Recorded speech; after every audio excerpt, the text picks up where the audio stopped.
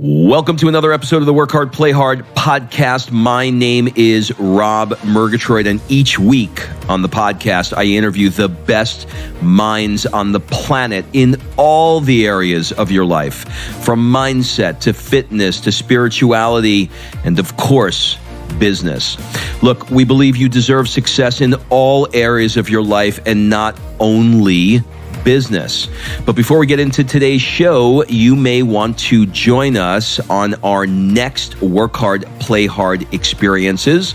This year, we'll be going to Mykonos and Marrakesh. The goal of these experiences are to get you out of your day-to-day and to put you into experiences that will ignite your soul. So go to workhardplayhardmastermind.com, fill out an application so we can jump on a discovery call to see if we are a good fit for each other. And remember, excuses are over. It's time to live. I really think that sometimes it takes us hitting that moment where we're really just done with doing things the way we have so that we can finally change. We all can get jealous or feel less than when someone's better than us. But I also think there's a choice there. And, you can either choose to feel that, or you can choose to see that the skill and the success of the people you're surrounded by is just more confirmation that it's possible for you. I'm the thing that's keeping me from getting what I want. And once I realized that and took responsibility for that, that's when I took all of my power back and was able to finally make changes. Hey everybody, welcome to another episode of the Work Hard, Play Hard show. Today on the show is Lindsey Mango.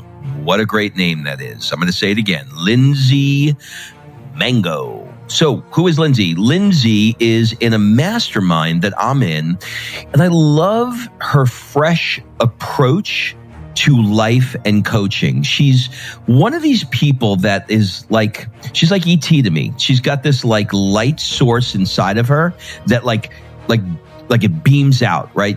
It comes out of her heart, her eyes, like you feel it. And so I'm always attracted to people like that because I want to know like what makes them tick. How do they do it? So in this episode, we talked about a lot of things.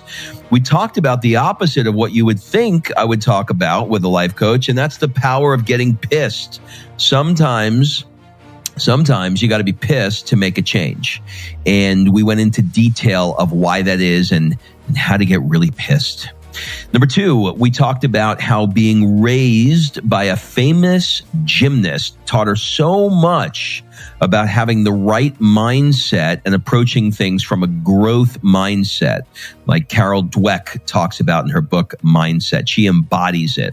We also talked about the power of delegating tasks. In other words, if somebody can do a task 70% as good as you can, then delegate the damn thing. Don't keep the bandwidth going in your head for things that's not within your zone of genius. So you're going to love this episode. We covered a lot of grounds. A lot of people have reached out to me about private coaching. If you are one of those that are interested and you want to do a discovery call with me, go to workhardplayhardcoaching.com, fill out an application, and we will jump on a call. Please enjoy this episode with Lindsey Mango.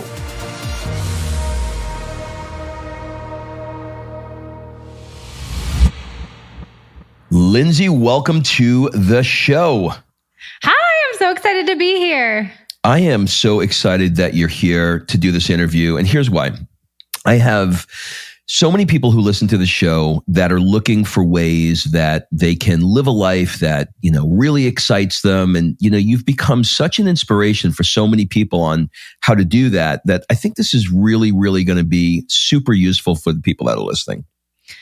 Thank you. I am super grateful today, actually, on my time hop. It was 3 years ago that I left my job, and it's just, the timing's so awesome and so crazy. And I feel so just honored to be someone that people look up to in that way, for sure. Well, that's what we're going to start with. I want to read something to you, and okay. I want you to give me your gut reaction to it. Cool? Mm-hmm. 3 years ago today, I woke up at 4:30 in the morning to head to the gym. I know this because I did this every day before work. And I got ready like it was a regular day on my recruiting job. And then everything seemed the same, but it was completely different because this was the day that I've dreamt of for years. The day I got to walk into my boss's office, quit my job because I replaced my corporate salary with my business income. And this morning's time hop reminded me of this moment. And today, as I read it, it reminded me of so many things. Number one, that I'd never have had that moment if it weren't for an extremely uncomfortable decision I had to make. Number two, I was so grateful. I'll never forget how excited I was to just drink coffee on my own time or get to Sunday and not have the anxiety bubble up inside me and surface. And number three, this was only 3 years ago. So those are the highlights of a post that you put up and one that you just mentioned. When I read that story to you, what comes back to mind for you and how different does your life feel now? And then maybe you can talk about the gap in between those 2 points. Yeah. So what immediately comes to mind is I can feel the girl or the woman that wrote that post. And I just feel connected to her and so grateful for her because I know she was a version of me. And I know the things that she did leading up to that moment was like the springboard to get me where I am today. And I just feel like tremendously grateful that I was willing to put in so much work, not only like tangible actions, but also on myself to even get to that point. And then again, like thinking that I wouldn't be here, like living the life that I'm living, impacting the people that I'm impacting, potentially even married to the man that I'm married to, if it wasn't for that moment and the moments leading up to it. And it kind of blows me away. And I can't believe it was only 3 years ago. And I even said that in the post, like it's so easy to get caught up in where you're at and where you're going, that when I really take a step back and think like, that's not even as long as you're in college for, or like in high school for, and so much has changed since then, it really just kind of blows me away.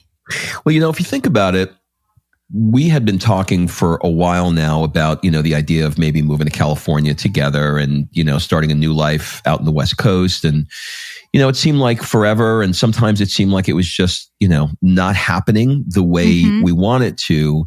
But now here we both are living in California, living out the dreams that we want to dream. It's all still new to us. We just, got here ourselves. And so for people that find themselves in that situation that you were in at that time, feeling like, like I'm on this hamster wheel, man. I get in my car, I drive to work. I'm in the same damn box, same cubicle. I'm doing the same thing. I got something that is inside of me that I want to get out. I know that I am made for more than this. I know there's more to my life than this, but I just don't see, I need the paycheck, I need to go to work. What advice do you give, to that person? Because you were that person back then.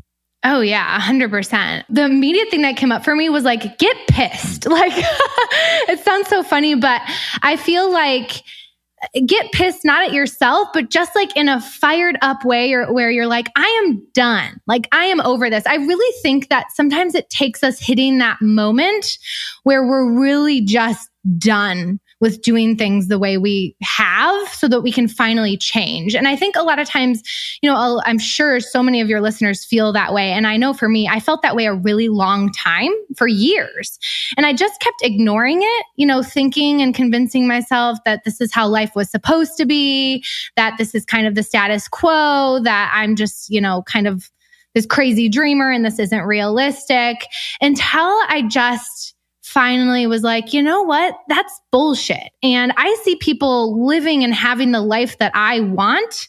So I kind of got pissed and I just was done with doing things the way I always had. And that is ultimately what really motivated me to finally make some of the drastic changes that I needed to make and start taking the massive action that I needed to take to get the ball moving and finally get out of my corporate job and start really creating the life that I wanted.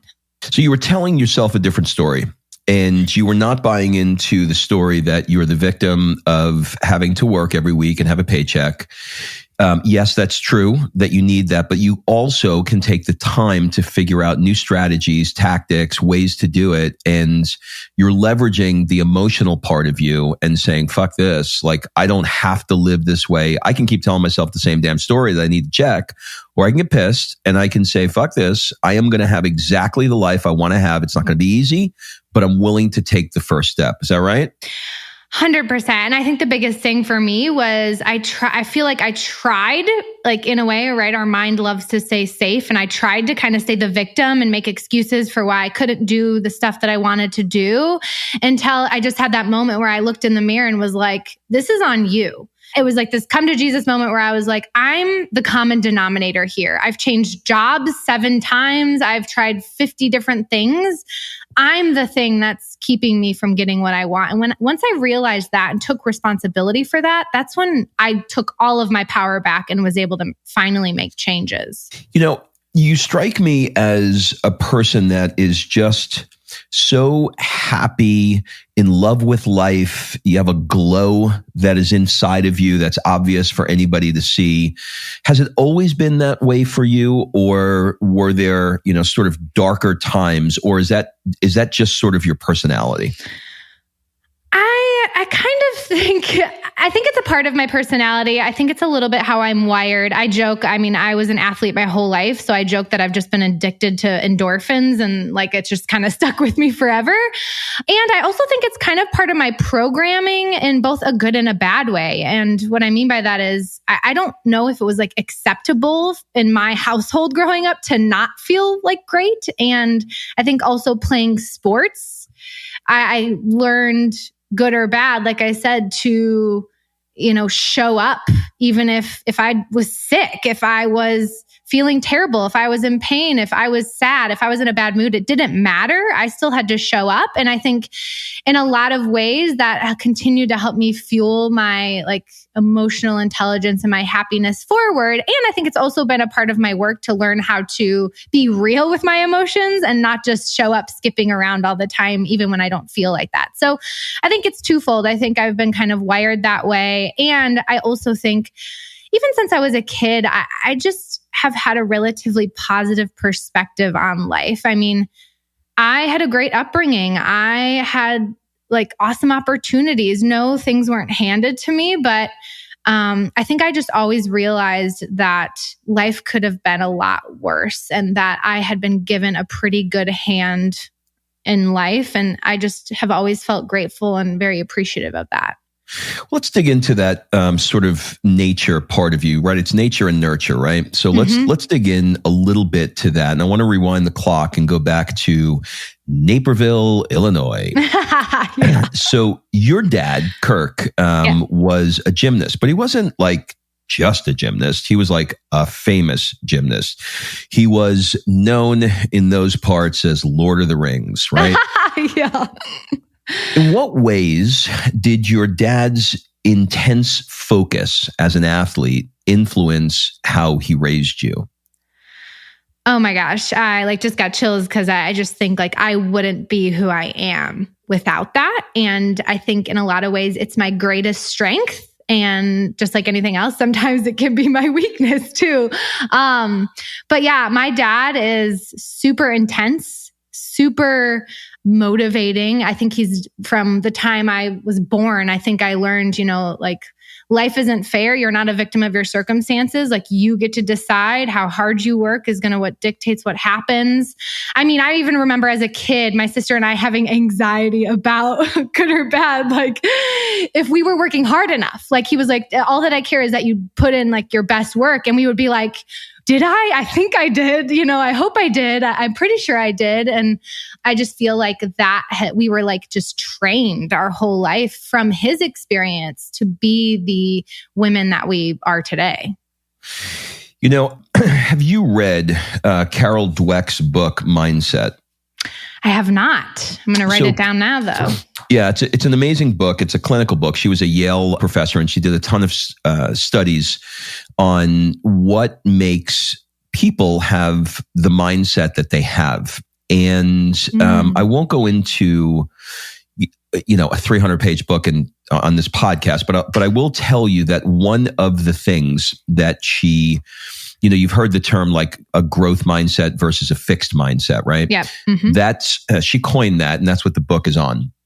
And what you just described there is, to the letter, by definition, dictionary, encyclopedia definition of a growth mindset, which is, it doesn't matter whether or not you are successful at, the triple Lindy dive. What matters is that you put in the effort to get better. And it sounds like you were taught by a guy who had that drive and knew how important that was. And I think that has served you. And I think, as a parent, I'm 53 and I've got a 5-year-old daughter, and I didn't have a great upbringing. So I didn't have, the blessings that you had as an example. And it's such a gift. I can see the difference in people who were raised by parents that did a great job, and, the chinks in the armor of parents that, had struggles, and they didn't, I mean, everybody has struggles, but you know what I mean? Totally. And so it's such a great gift that you had that. And what's even more important to me is that you recognize that, you decided to go a different route in athletics. You decided that you didn't want to be a gymnast, and you chose volleyball, but you didn't just play volleyball like I'm trying to do on the beach in our little town here. You actually were player of the year, from the Chicago Sun-Times, and you got a bunch of awards from the US, and you somehow found yourself in Russia playing volleyball. So, needless to say, you're a little bit of an overachiever. Okay. Let's just get that out of the way. What are some of the ways that you approach volleyball that may be different than how other people do it? And I'm not looking to teach people how to play volleyball. I'm looking to teach people like what are I went out there. I'll give you a frame before you answer this. I went out in Hermosa 2 weeks ago, and I took a class. It was like a 3-hour class. And I mean, I was like Baywatch, I walked, I was David Hasselhoff back in the day. I had the shirt and my shorts and my sunglasses, and I was Magnum, remember like Top Gun, whatever that guy's, I was Goose, whatever that guy was. And I was playing volleyball in my head. That's what I look like. And it was a 3-hour class. At the end of the first hour, my legs were jelly. I was hunched over, sucking wind. I looked like an old man. And the teacher kept saying, okay, you got to like bend your knees. I'm like, I can't fucking bend it. It's not bending. Okay. None of this is happening. And I just knew that there's an approach, there's an approach when you are learning something. So how did you approach volleyball, and sort of like, how do you take that approach and apply it to things, maybe that you don't know so well, what's the playbook for how you learn, maybe is a better question. Yeah. So, I think the first thing, I didn't start playing volleyball until I was in 7th or 8th grade, which is relatively late nowadays, especially for, competitive athletics. And I played for a decent club when I first started, but then I quickly figured out who the best club was. And when I got into high school, I realized, where I wanted to take it. And I knew I had to go play for that club. 90% of the people that played at that club got college scholarships. I knew that's what I wanted. And so I, put myself in the place I needed to be and surrounded by the people I needed to be surrounded by to give myself the best opportunity, the best coaching, the best training that I needed. They had Olympic players that were coaches there from China. And so I knew it was going to be tough. There was always a joke. They called it was called Spry. They called them the Sprotsies, like the Nazis, because they were so extreme. And I just knew that if I played there and I became one of the best players there, that everything else would be easy. So I think, first of all, that is the whole idea of get around people, right, who are going to challenge you and help you up level. And I think that's such a common thing in the world we're in, right? It's like, that's why we're connected. Put yourself in a room full of people who are going to help you go to the next level and challenge you, and get yourself in like with coaches or mentors or people who are going to push you and who know how to bring out the best in you. So I think that was one of the things. So it's interesting. So what you're doing is you're putting yourself in an environment. See, this is something that like people just overlook this. And I really want to underline and highlight this. It's so easy to feel insecure, inadequate, like a failure. Like, I went out and I did this, volleyball thing, right? And I'm 53. So, there's not a whole lot of 53-year-olds that are like, hey, I want to take up volleyball and go to the beach. There's not a lot of us, right? So I'm like 20 years older than everybody.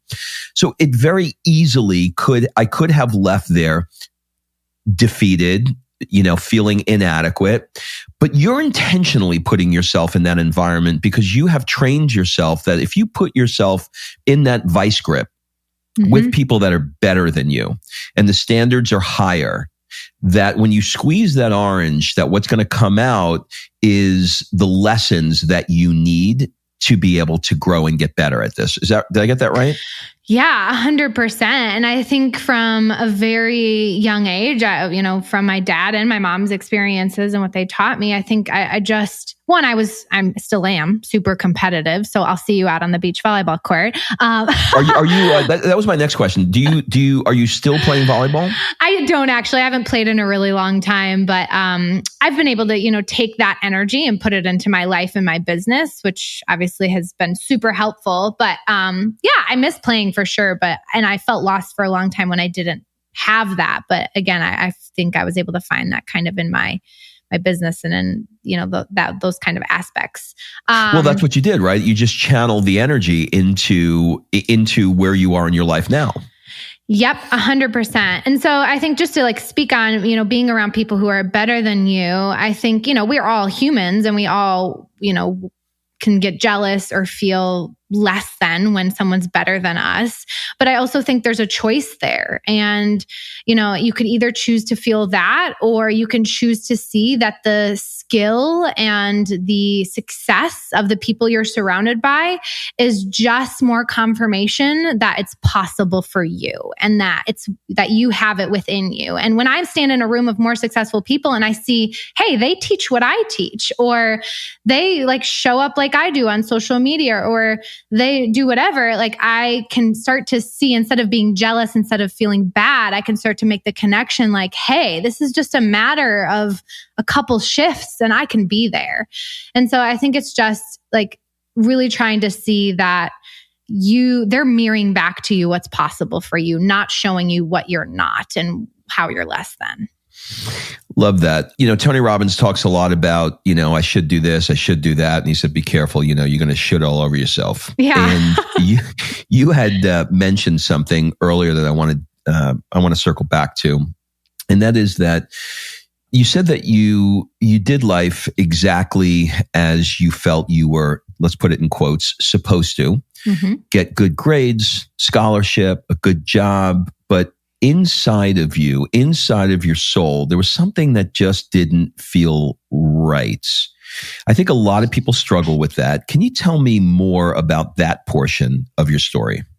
Yeah. So I think while it's funny, I'm an entrepreneur and, kind of did life differently, I still think at the same time, I was very much a rule follower. If you can imagine, my dad was a very strict dad. I mean, he's still around, but in my upbringing, when he raised me as his daughter, he just was very, hard on us in a good way. It served us a lot. And I think in a way that trained me to just follow, by the book, how, society says things should be done and the rules and all of those things. And again, while it served me in the kind of earlier part of my life, there became a point in time where I just started to realize it wasn't serving me, because when you're living by everybody else's rules and society's rules, you're going to create a life that's in line with that. And so when I started to see that my life wasn't what I wanted because I was following all these other rules and other people's rules, I realized that I needed to set my own rules and my own standards, and that this was a point in my life where I got to do that.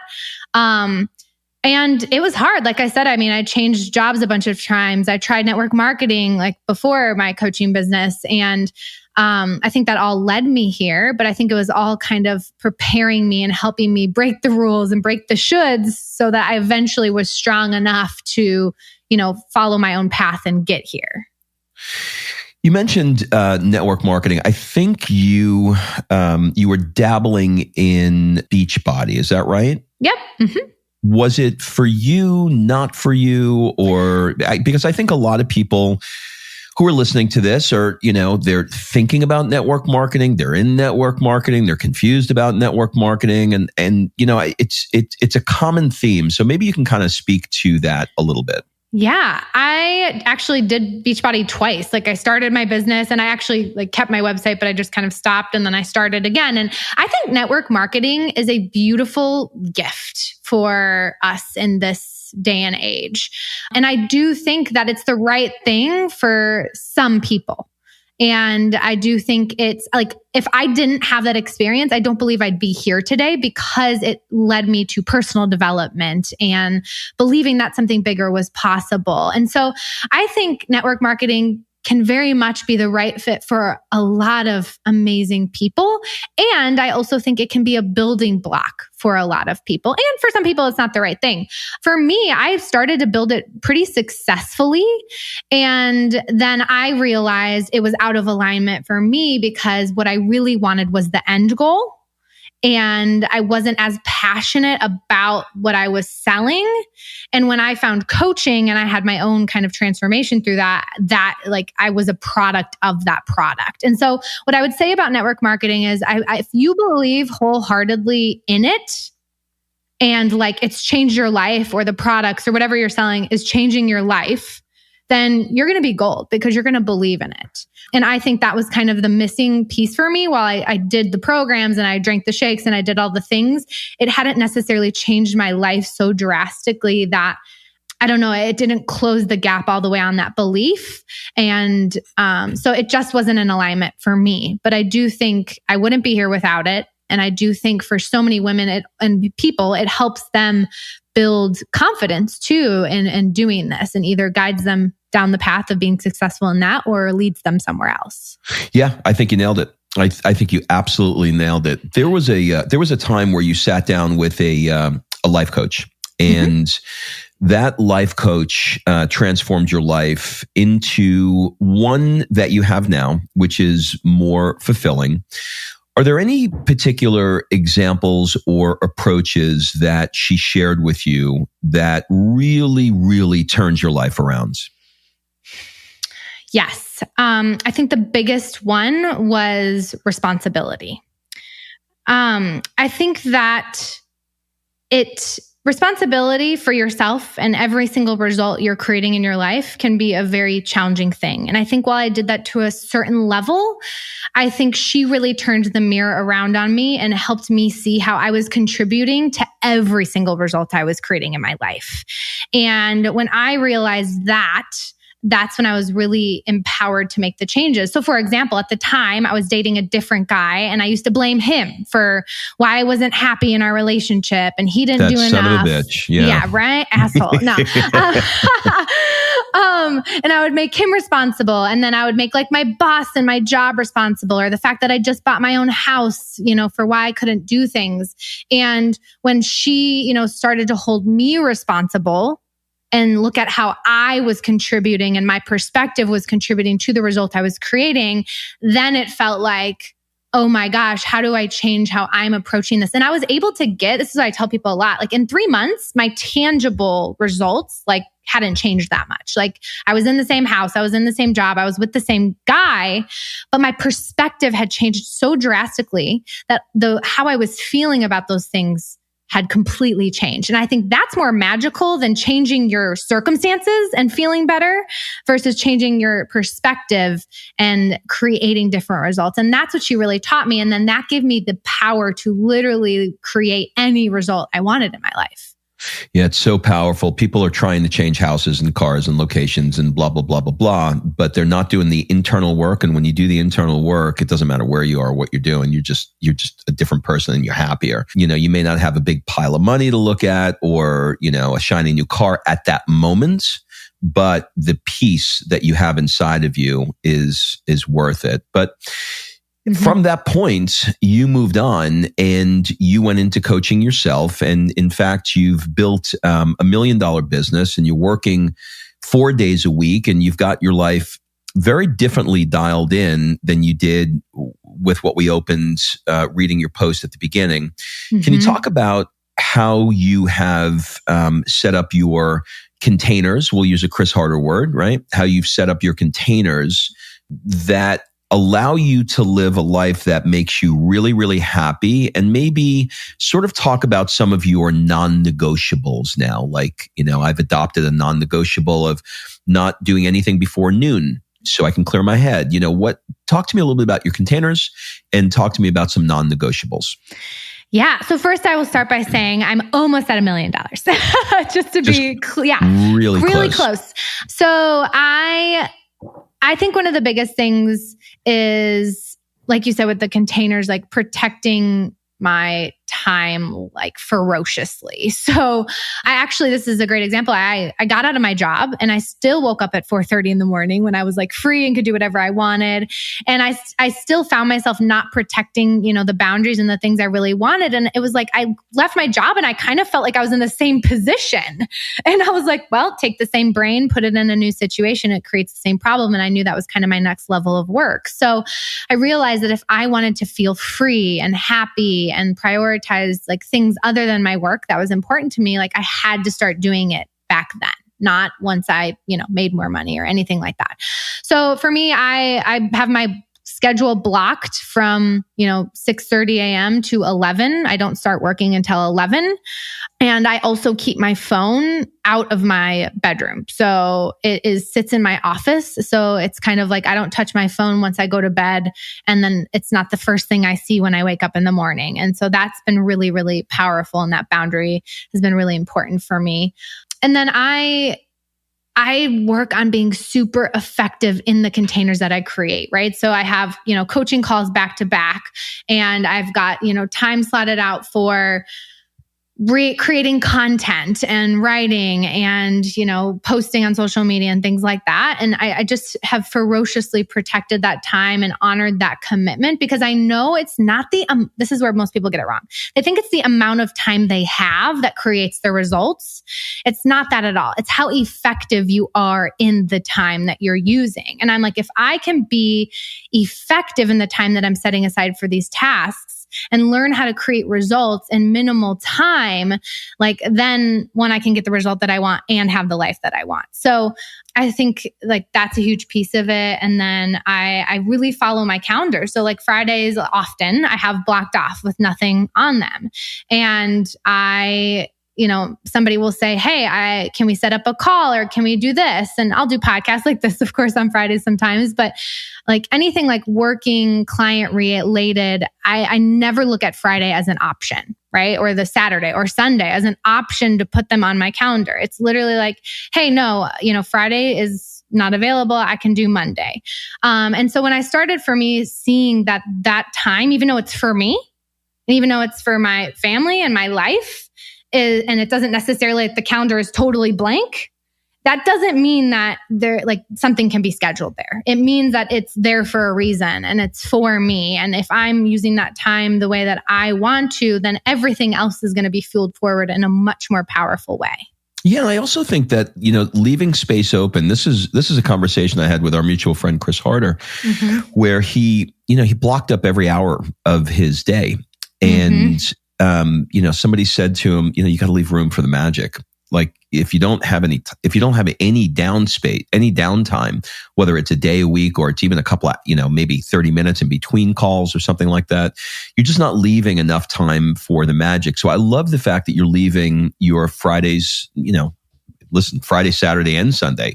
Like, what a beautiful way to come back to a Monday with, 72 hours off for you to, get out of the picture, to sort of look at the clarity when you step back into the picture. We look at the picture with much more clarity when you step back in. So, I love that. You mentioned social media. You're really, really doing an amazing job on Instagram to build and scale your business. Is there a playbook on how you do that for people that, find themselves that, okay, well, look, social media is the place, and, I'm trying to figure it out. And I see, Lindsey, and she's got these beautiful photos and all these people that follow her. I want to learn how to do that. Is there some do's and don'ts that you've learned in that world? Yeah. So I think one of the biggest things is have fun with it. I think people get so sucked into, like, this has to work and I've got to get clients and I've got to do all this stuff with it and get it right, that they suck all the fun out of that. And people can feel that, they can smell your energy from a mile away. And so I think one of the biggest things when it comes to social media for me and why it works so well is that I work really hard to enjoy it, or lack thereof, work really hard, I guess, and have fun with it. And I think one of the biggest things, especially early on, right? Because I was actually just coaching a client on this, she's like, I don't live in California and my life isn't just this beautiful, amazing life where there's anything, anytime, anywhere I can take an awesome photo. How do I, build a brand like that? And I literally took a screenshot of my old Instagram, 2 years ago, and was like, here's what this looked like before. And what I think has been important and a constant, even though my life looks a lot more, romanticized, prettier. And prettier and more amazing today, is that I always worked really hard to make it what I wanted it and appealing for me. So I always tell people, if freedom's important to you and you're still working at a job, go exercise your freedom in different ways. It's immediately going to give you content to put up because you're still being an example. So make sure that you're not, quote unquote, everybody says let me wait until I live in California and have this beautiful life to start showing up that powerfully. You will always be waiting. You have to start creating the experience that you want to have right now in your life. No matter how not beautiful it is, there are always ways to make it beautiful. And I think the other piece for me, and I think everybody can be a little bit different when it comes to this, but I always ask myself, my social media is a brand. I'm building a brand. I am my brand. And I would always ask myself, would Nike post this, something like this? A photo like this. Sometimes I see people, just to throw something out on social media, they'll take a picture of their dinner and it looks like dog food on their plate. I ask myself, is this appealing? Is this something that I would scroll by and be like, ooh, I'm curious about this and I want to read more. So I just think I think some people thrive off being super authentic and having really real photos. And I think I have a combination of the two because that's what's in alignment for me. But I really think you have to ask yourself, what experience do I want people to have when they come to my page? How do I want to experience it? And how can I kind of romanticize my current reality? I love that. And I've seen the dog food pictures, and I don't know why everybody is obsessed with taking food pictures. It's a weird, right? Unless you're a food magazine and you have it set up, where you're paintbrushing a muffin, with olive oil to make it don't just stop with the food pictures. I get it. I want to talk about your zone of genius. I know that it's important to you to stay within your zone of genius. Mm-hmm. What is your zone of genius, and what systems do you have set up to delegate things that are not in your zone of genius?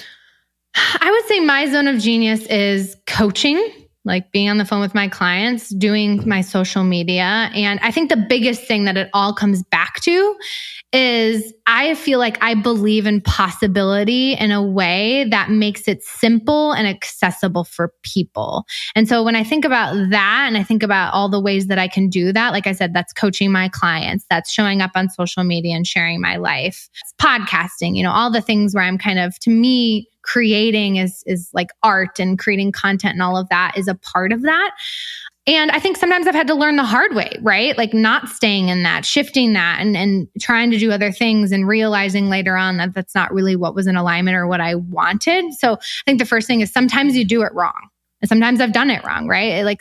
I feel like sometimes we want to remove the failure or the missteps out of this. And I think sometimes they're required. And I think doing that can help you realize, like, how can I stay in my zone of genius even more? Because this doesn't work when I'm not.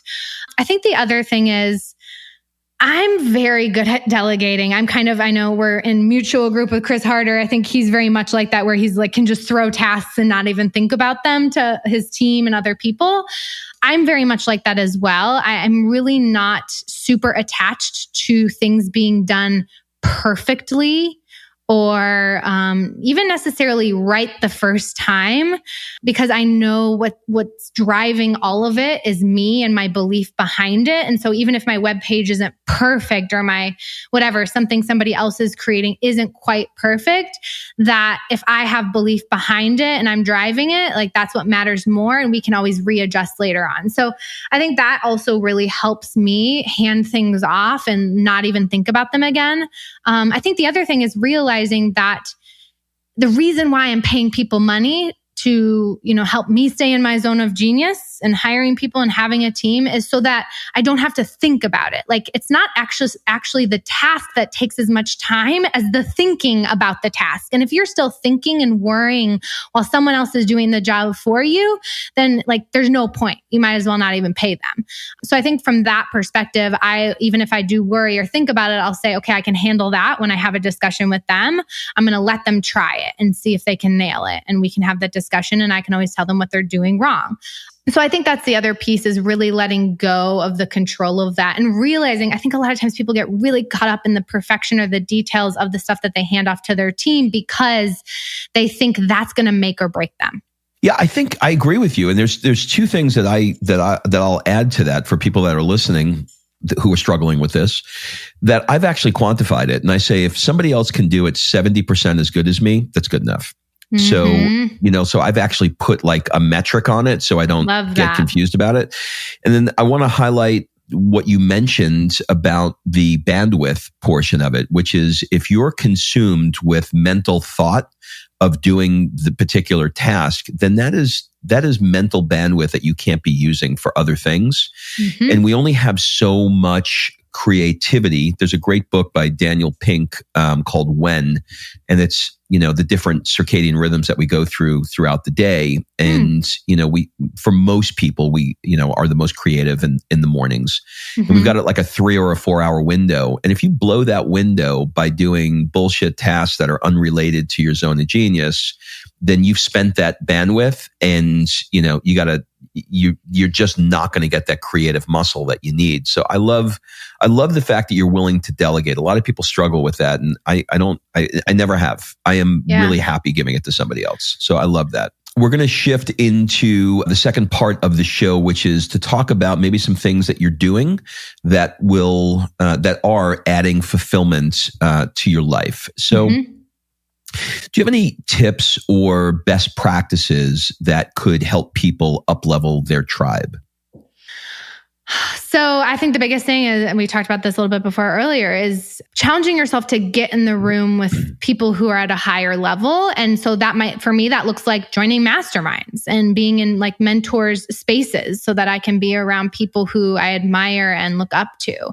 And I think the biggest thing with that is not being afraid to like ask to get in those circles or to like meet somebody for coffee. I think so often I'm like talking to some of my clients about, networking and building relationships with people so that they can build a tribe. And they're like, well, what do I do? And what do I say? And I'm like, be a human, be yourself, right? Like, come from a loving place and ask to go get coffee with somebody that you admire. They might say no, and that's okay, but it's going to get you one step closer to your tribe and to the people that you do want to meet up with. Or they might invite you to come along. Like even with where I'm at, moving to California, I'm sure like for you too, I don't have like my, friends that I've had for 10 years surrounding me. So I've had to work on asking people to go to coffee and doing different things so that I can continue to be in the energy I want to be in and be surrounded by the people that I want to be around.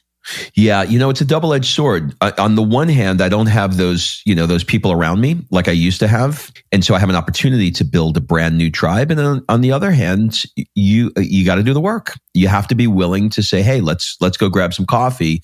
Would you be open to it? And that, once you do it, like I did a dinner the other night with about 4 or 5 people that I didn't know. And, in the beginning, it's like, do I really want to do this? And I don't know these people. And what are we going to talk about? Do we have that much in common? But if you want to grow, you got to do the work. You got to make the phone call. You got to go out to the dinner that you don't want to do if you really want to up-level your tribe. So I love that. Is there a new behavior or a belief in the past few months or years that has significantly improved the quality of your life? I would say the biggest thing is like unwiring the belief that I have to work harder and do more to be more successful, and changing that to when I have fun and when I enjoy my life, I create more success. It's really good.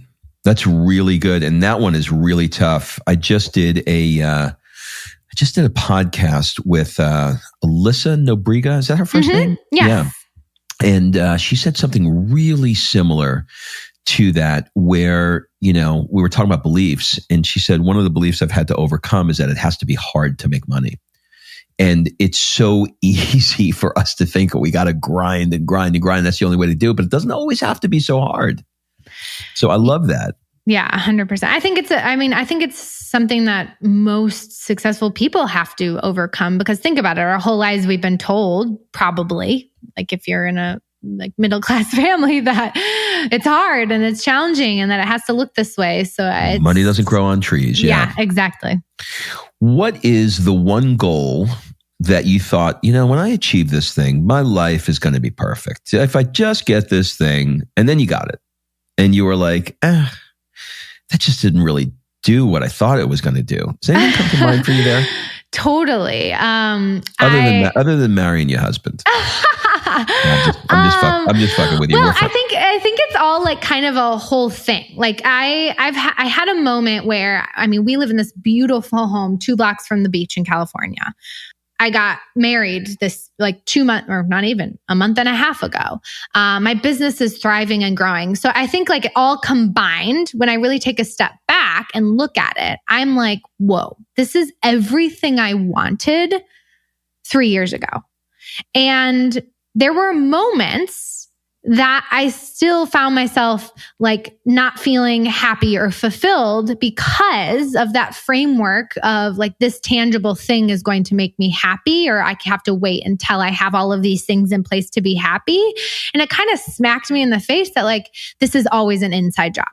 Like no matter how big you go, no matter what like life goals and boxes you like check off, if you are not doing your work and creating your happy where you are, it doesn't matter. It doesn't matter if you have the perfect marriage and husband and the beautiful house and live in California and do all the things, it still is your work. And so I think for me, like kind of having all of those things slide into place all at once, I was like, I had a rough day where I was like, whoa, wait a minute. I thought getting here would like accomplishing all of these things would make me happy. And it's still my job, not the job of all these circumstances.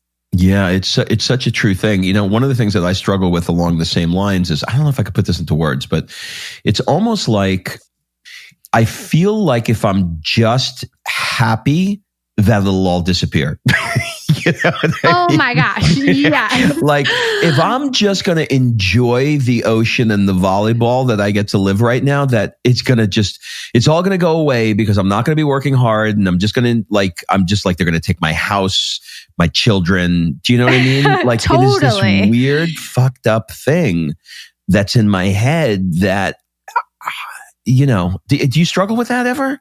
Yeah, I think mine is like a variation of that. I think I'm letting myself off the hook. So because of my upbringing and being coached by coaches in a way where I'm getting yelled at and my position could be taken by one bad game, I think in a way I've always been motivated by that like pressure and like challenge.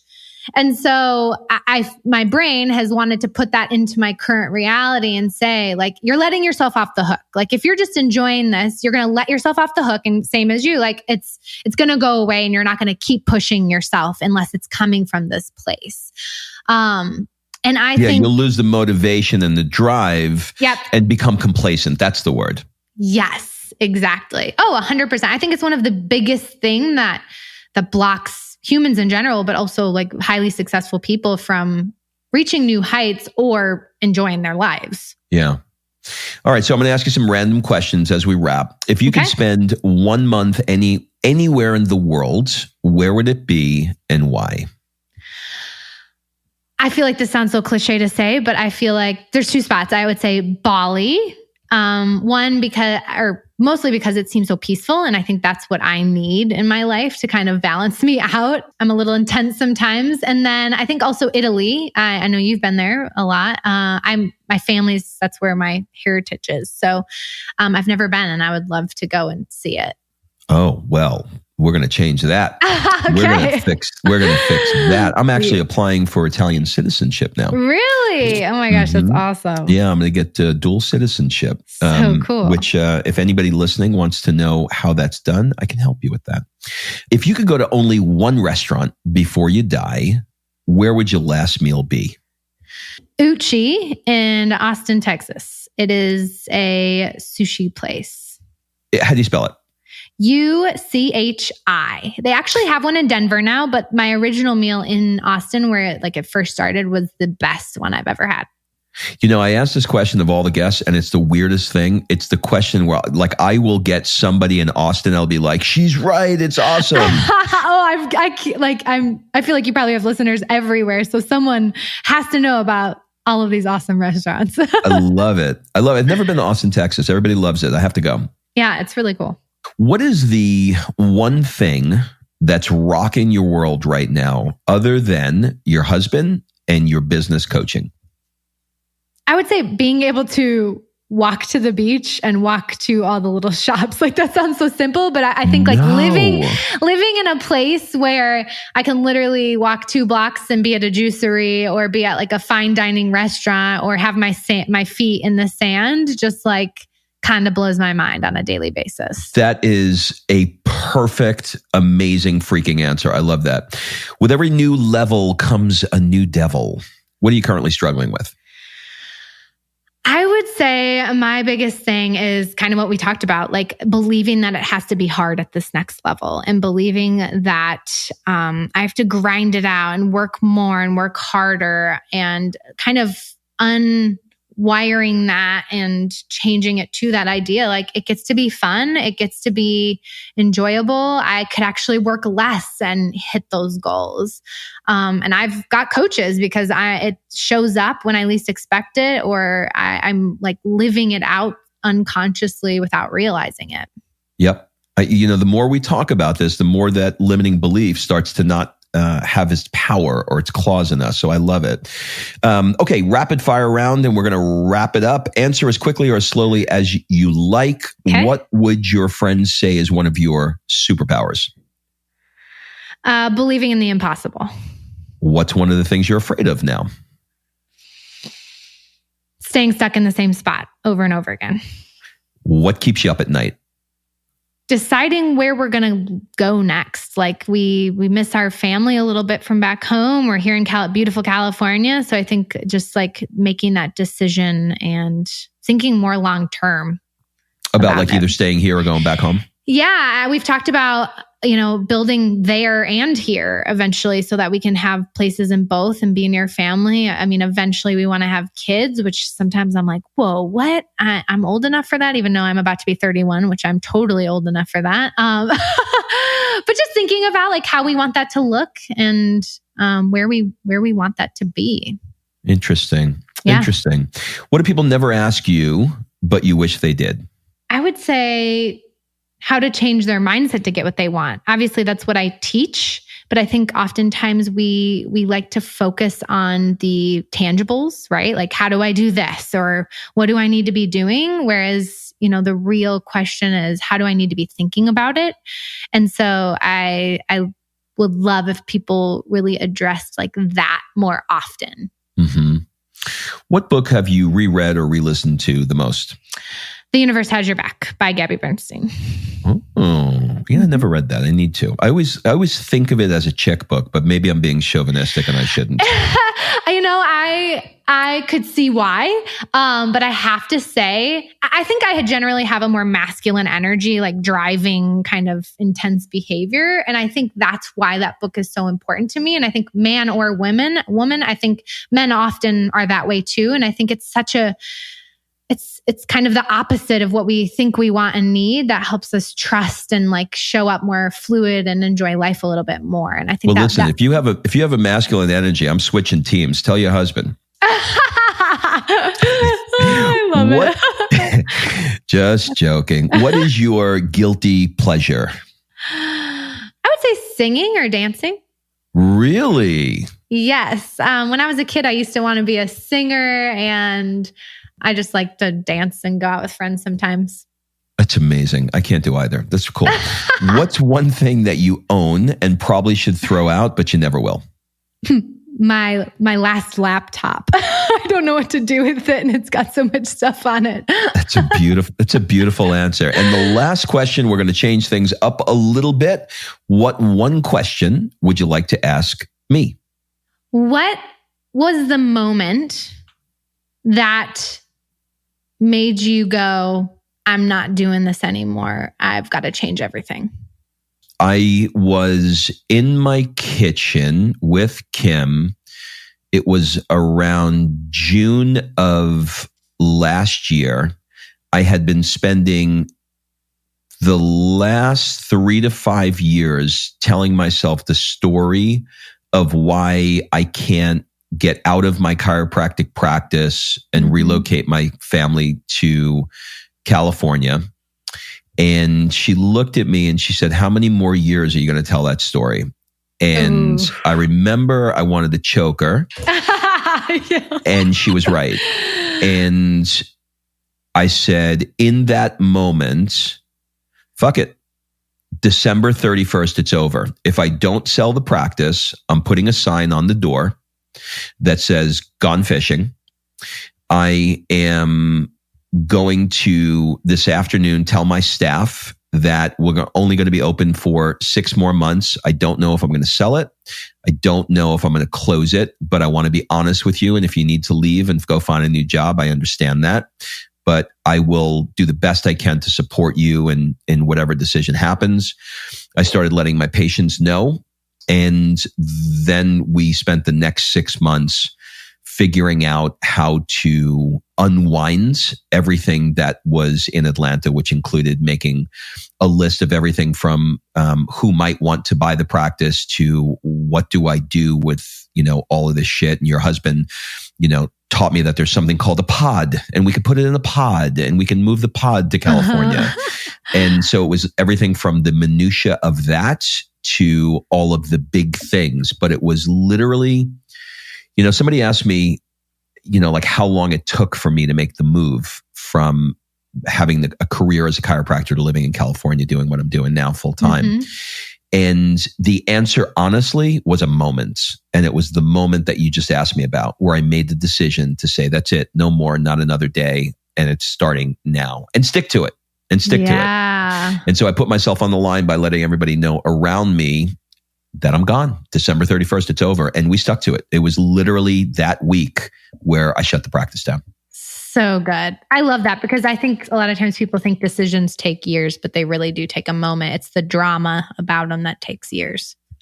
Well, Miss Mango. That was freaking awesome. That was a ride. I loved it. I hope you did too. Do you have any final words, suggestions, or an ask for the people that are listening? Oh my gosh. I am just tremendously grateful to be here and talk to you, Rob, and just get to share my experience with your audience. And yeah, just come follow me on Instagram. That's where I like to hang. And Rob, we have to go get dinner. You guys have to come over and hang out.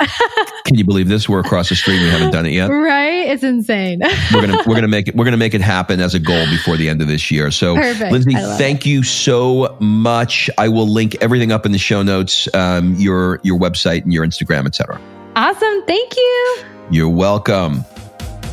All right. Thanks for listening. If you love this episode and you know someone that needs some help in either stepping up their work hard game or their play hard game, it would mean the world to me if you shared this podcast with them to help me get this movement out there.